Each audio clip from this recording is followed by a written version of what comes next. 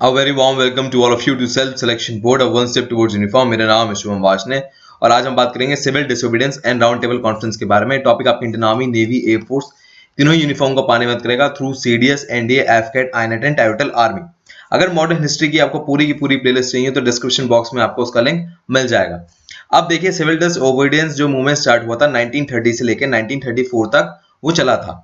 अब यहाँ पर क्या हुआ था कि इसकी जो नींव रखी गई थी सिविल डिसोबीडियंस की, वो रखी गई थी 1928 में कांग्रेस सेशन जो कि कोलकाता में हुआ था, जिसमें मोतीलाल नेहरू प्रेसिडेंट थे। उसमें उन्होंने डिमांड की थी डोमिनेंस स्टेटस की। डोमिनेंस स्टेटस क्या होता है कि क्वीन के अंदर हम अपना पूरा राज्य चलाएंगे। मतलब जैसे ऑस्ट्रेलिया में होता है, जैसे न्यूजीलैंड में होता है, जैसे यूके में होता है कि क्वीन ऊपर रहेगी, उसके नीचे रूल लोग करेंगे, वो हम चाहते हैं। और इसके लिए उन्होंने गवर्नमेंट ऑफ इंडिया को कहा कि आपको 1 साल का टाइम है, आप 1 साल के अंदर या तो डोमिनेंस स्टेटस ले आइए या हम सिविल डिसोबीडियंस मूवमेंट स्टार्ट कर देंगे। इसके बाद ये चेंज हो गया 2 साल में कि चलो 2 साल के अंदर ले आओ वरना हम सिविल डिसोबीडियंस स्टार्ट कर देंगे। यहां पर कहीं ना कहीं जो यूथ था वो भगत सिंह के साथ जा रहा था। वो सेशन था 1928 और वो चाहते थे कि पूर्ण स्वराज आए।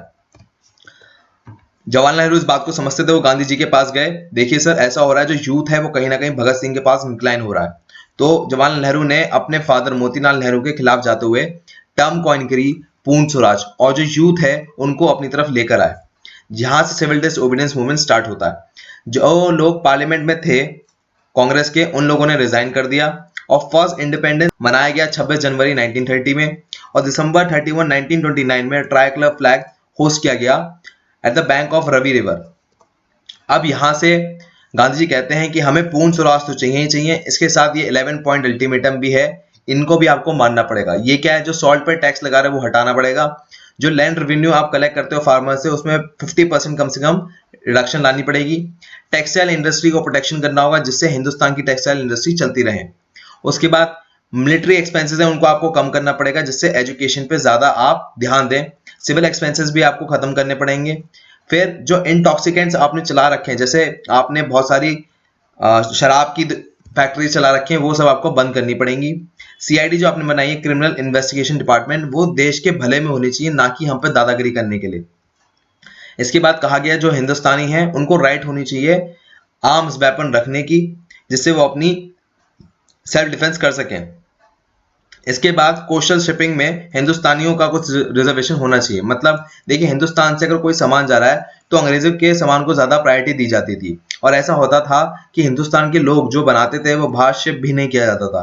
तो यहाँ पर रिजर्वेशन चाहिए जिससे बाहर जाके वो बिक सके। फिर लोअर एक्सचेंज रेशियो करो। यहाँ से आगे चलें तो सभी पॉलिटिकल प्रिजनर्स को रिलीज कर दिया गया।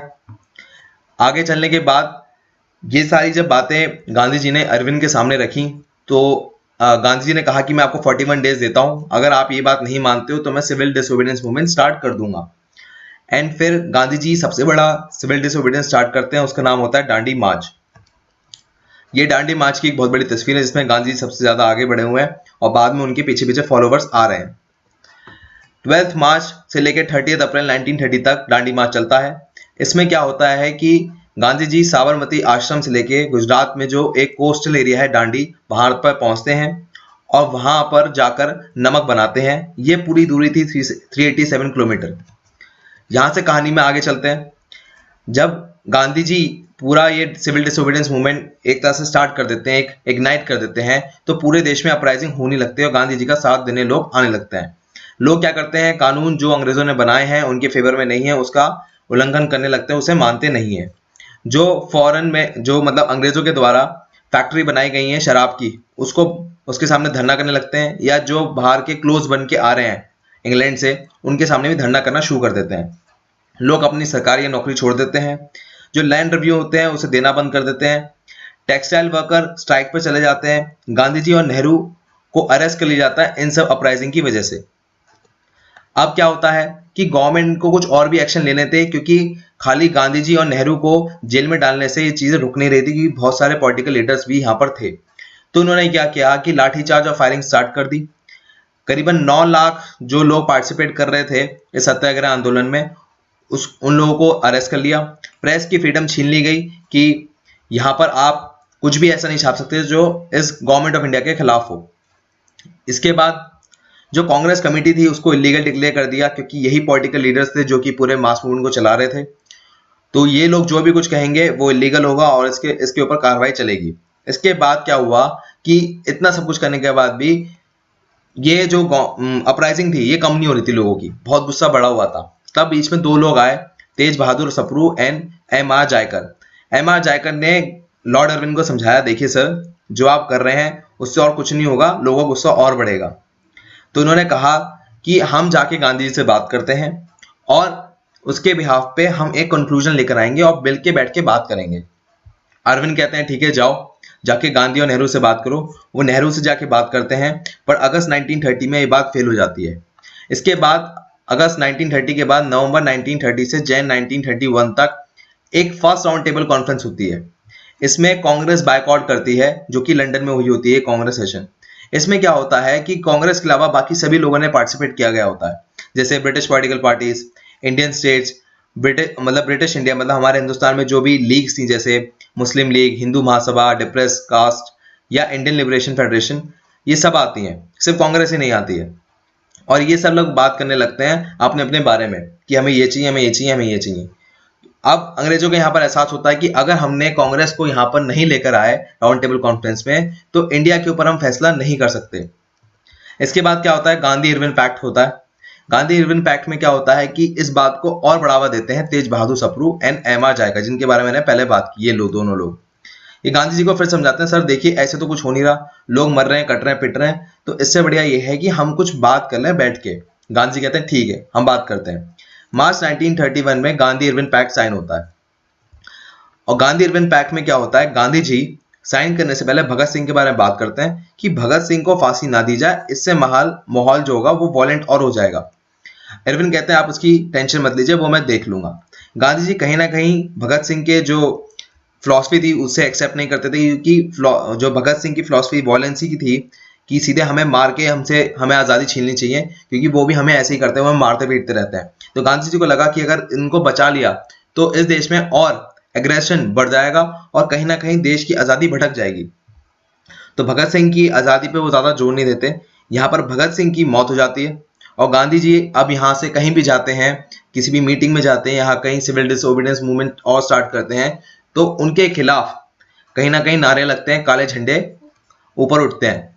अब गांधी इरविन पैक्ट में हुआ क्या था, गांधी इरविन पैक्ट में हुआ यह था कि पॉलिटिकल प्रिजनर्स जो थे उनको आजाद करने की बात की गई। तो पॉलिटिकल प्रिजनर्स में तो भगत सिंह भी आते थे, तो भगत सिंह को तो अंग्रेजों ने टेररिस्ट डिक्लेयर कर दिया था। तो वहां पर कहीं ना कहीं वो एक एज ले सकते थे गांधी जी, क्योंकि सिविल डिसोबीडियंस मूवमेंट चल ही रहा था और कहीं ना कहीं इसकी मदद से वो भगत सिंह निकाल सकते थे। तो यहाँ से लोगों का गुस्सा बढ़ जाता है। इसके बाद क्या होता है कि यहाँ पर जो अंग्रेजों ने प्रॉपर्टी छीन ली थी कांग्रेस वालों की या देश में बाकी लोगों की, उन सबकी प्रॉपर्टी वापस कर दी। इसके बाद जो ऑर्डिनेंस निकाला था कि जिसको जो मिले उसको लाठीचार्ज कर दो या फायरिंग कर दो, वो भी हटा दिया गया। अब जो सॉल्ट है वो बिना टैक्सेस के आप बेच सकते हैं, कोई दिक्कत की बात नहीं है। इसके पैरेलल में गांधी जी ने कहा कि हम सिविल डिस मूवमेंट अभी सस्पेंड कर देंगे, राउंड टेबल कॉन्फ्रेंस में पार्टिसिपेट करेंगे एंड जो इन्वेस्टिगेशन होनी चाहिए, जिन लोगों को आपने मारा पीटा है, उसके लिए हम माफ कर देते हैं आपको, चलो वो इन्वेस्टिगेशन आप मत करो। इसके बाद क्या होता है, दिसंबर 1931 में कांग्रेस सेशन होता है कराची के अंदर। वल्लभ भाई पटेल इस बात को और एम्फेसाइज करते हैं कि पूर्ण स्वराज हमें चाहिए, क्योंकि 1931 में ही भगत सिंह की डेथ हुई थी मार्च के अंदर और ये दिसंबर चल रहा था। एजिटेशन अभी खत्म नहीं हुई थी, जो यूथ था वो बहुत गुस्से में था। भले ही इस कांग्रेस सेशन में गांधी इरविन पैक्ट मान लिया गया था, बट कहीं ना कहीं लोगों को शांत करने के लिए कुछ और बातें भी लाई गई, जैसे फंडामेंटल राइट्स जो कि आज हमारे कॉन्स्टिट्यूशन का पार्ट है, और रेजोल्यूशन लाए गए नेशनल इकोनॉमिक प्रोग्राम के नाम पर। सेकेंड राउंड टेबल कॉन्फ्रेंस में क्या होता है, जो कि लंदन में होती है, उसमें गांधी जी भी अटेंड करते हैं। ये आप फोटो देख सकते हैं, यहाँ पर गांधी जी आपको दिख जाएंगे। अब इसमें क्या होता है, डिमांड की जाती है सेपरेट इलेक्टोरेट की, कम्युनल प्रॉब्लम्स के बारे में बात की जाती है। बट इसमें सबसे बड़ी दिक्कत क्या होती है, सब लोग अपने अपने मुद्दे के बारे में बात करते हैं। प्रिंसली स्टेट अपनी बात कर रही है, डिप्रेस क्लास अपनी बात कर रही है, मुस्लिम अपनी बात कर रहे हैं, सब लोग अपनी अपनी बात कर रहे हैं, कोई देश की आजादी के बारे में बात नहीं कर रहा। इन लोगों को मानना था कि एक बार देश आजाद हो गया ना, तो इन चीजों के बारे में बात नहीं की जाएगी कभी फिर। अगर इनको लाना है एग्जिस्टेंस में, डिप्रेस क्लासेस को, मुस्लिम्स को या किसी और रिलीजन को, तो अभी लाना होगा। तो कहीं बात नहीं बढ़ती है। गांधी जी कहते हैं पूरा देश आजाद चाहिए, ये कहते हैं हमें अपनी कम्युनिटी के बारे में बात करनी है, तो डेडलॉक बन जाता है और कहीं बात आगे नहीं बढ़ती। यहां से कहानी आगे बढ़ती है। गांधी जी वहां से राउंड टेबल कॉन्फ्रेंस से वापस आते हैं, उसके बाद उन्हें अरेस्ट कर लिया जाता है और सिविल डिसोबीडियंस मूवमेंट दोबारा स्टार्ट हो जाता है। इस बार थे लॉर्ड वेलिंगटन हमारे वायसरॉय, तो वो क्या करते हैं कि इस सिविल डिस मूवमेंट को फिर से दबाने की कोशिश करते हैं। थर्ड राउंड टेबल होती है नवंबर से लेकर दिसंबर 1932 में एट लंदन। यहाँ पर कांग्रेस पार्टिसिपेट फिर से नहीं करती, मतलब सिर्फ सेकेंड राउंड टेबल में ही कांग्रेस ने पार्टिसिपेट किया, उसके अलावा कहीं नहीं पार्ट किया है। अब इसके बाद क्या होता है, लेस रिप्रेजेंटेशन होती है वहां पर लोगों की, क्योंकि कांग्रेस तो वहां पर है नहीं। बट कांग्रेस के ना होने के बावजूद भी गवर्नमेंट इंडिया एक्ट 1935 लाया जाता है, जहां से बर्मा इंडिया से अलग हो जाता है, मतलब आज का म्यांमार हमारे देश में नहीं रहता। इसके बाद एक और झटका लगता है, कम्युनल अवार्ड 1932 में आते हैं। कम्युनल अवार्ड क्या था?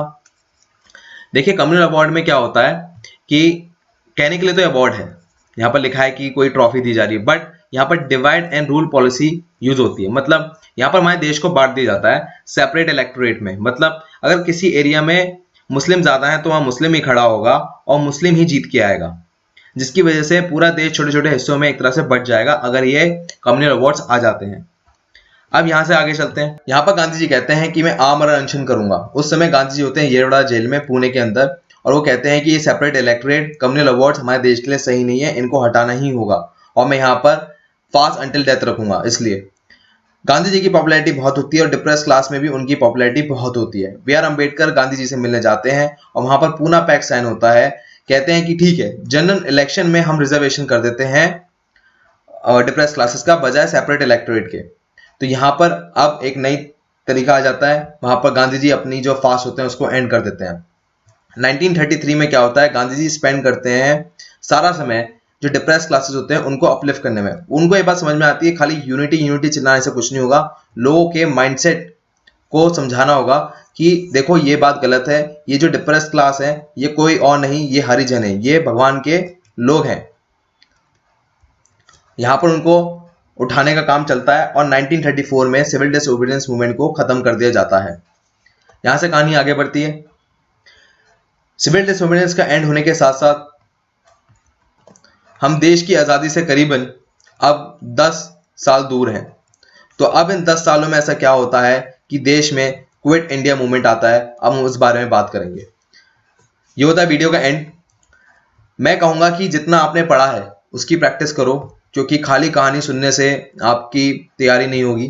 तो ये 3 किताबें हैं, general objective from BK competitive Guru या दिशा पब्लिकेशन की, या लूसेंट जनरल नॉलेज ऑब्जेक्टिव। यहाँ पर आपको बहुत सारे पास्ट ईयर क्वेश्चंस जो हैं जैसे यूपीएससी, आई, एनडीए, सीडीएस, इन सब के क्वेश्चंस मिलेंगे और आपकी तैयारी और बेहतर होगी, क्योंकि यूपीएससी की आदत है कि वो क्वेश्चन रिपीट नहीं करता, कंसेप्ट रिपीट करता है।